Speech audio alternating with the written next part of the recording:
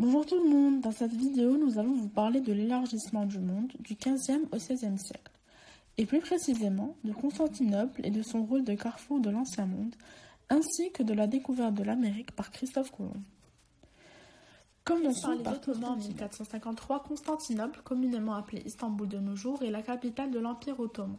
Réunissant plusieurs religions mais aussi plusieurs populations différentes, Constantinople devient une ville cosmopolite qui connaît un dynamisme nouveau. De plus, celle-ci devient le centre culturel de l'islam, si bien que le sultan Mohammed II transforme l'église Sainte-Sophie en mosquée, sur laquelle des minarets ont été ajoutés. La ville fait également office de carrefour commercial, jouant le rôle de pont entre l'Afrique, l'Europe et l'Asie. Les sultans ottomans font alors venir des quatre coins de l'Europe artistes et intellectuels, comme Bellini par exemple. Par conséquent, la période appelée le siècle d'or des Ottomans, sous le règne de Soliman le Magnifique vers le XVIIe siècle, sera une grande période d'expansion pour l'Empire, mais aussi la construction, sous l'ordre du sultan Soliman, de la fameuse mosquée Soleimani, qui s'affirmera en tant que centre culturel majeur de l'islam des temps modernes.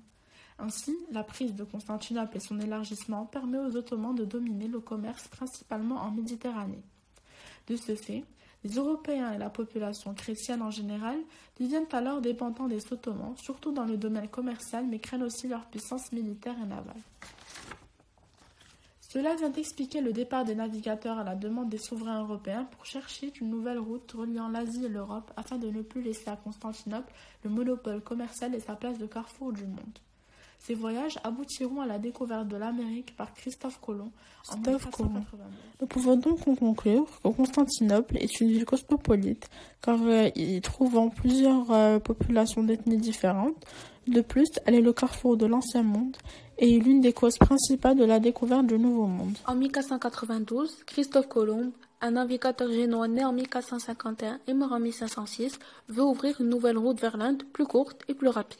Convaincu que la Terre est ronde, il veut traverser l'océan Atlantique et contourner l'Empire ottoman, alors en expansion sous le règne de Soleiman Ier, qui représentait un potentiel danger pour toute l'Europe. Cependant, il a besoin de financement. Il se tourne donc vers les rois portugais qui le lui refusent, puis se dirige vers les rois catholiques espagnols, Isabelle de Castille et Ferdinand d'Aragon, qui le lui accordent.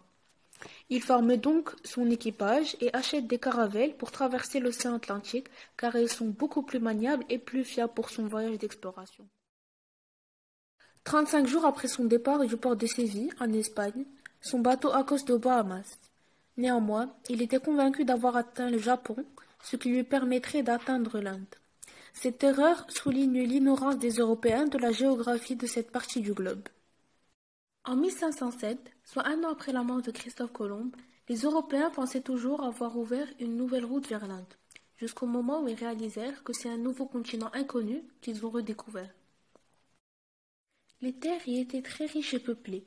Ces ressources furent donc très rapidement utilisées et exploitées par les Européens. Ce nouveau territoire redécouvert représentait une grande opportunité pour l'Europe.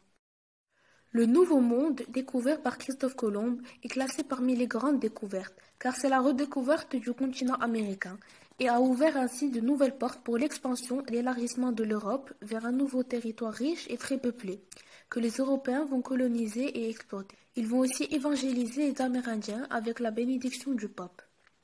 Dans la plupart des documents, on remarque que seul le point de vue des Européens est cité, et jamais celui des Amérindiens. Suite à la colonisation, les Européens effectuaient le commerce triangulaire avec un certain libre-échange de marchandises et d'esclaves entre les trois continents, étant donc l'Europe, l'Afrique et l'Amérique. Pendant longtemps, les Européens ont massivement bénéficié de la redécouverte du Nouveau Monde, mais les Amérindiens ont été de leur côté colonisés et exploités. Cela a causé le changement des langues parlées dans le continent entre autres, qui devinrent en Amérique du Nord l'anglais principalement et le français dans une plus petite région, puis l'espagnol en Amérique du Sud. Ensuite, le libre-échange entre les trois continents a permis d'initier la mondialisation et l'expansion de certains produits originaires du Nouveau Monde, tels que la pomme de terre, qui est un des légumes les plus utilisés en Europe et dans le monde. En effet, la pomme de terre est originaire du Pérou. Ensuite, on remarque aujourd'hui que les Amérindiens ne représentent plus qu'une minorité de la population américaine. Enfin, le dessin des frontières est celui laissé par les Européens par rapport au territoire qu'a conquis chaque pays dans le temps.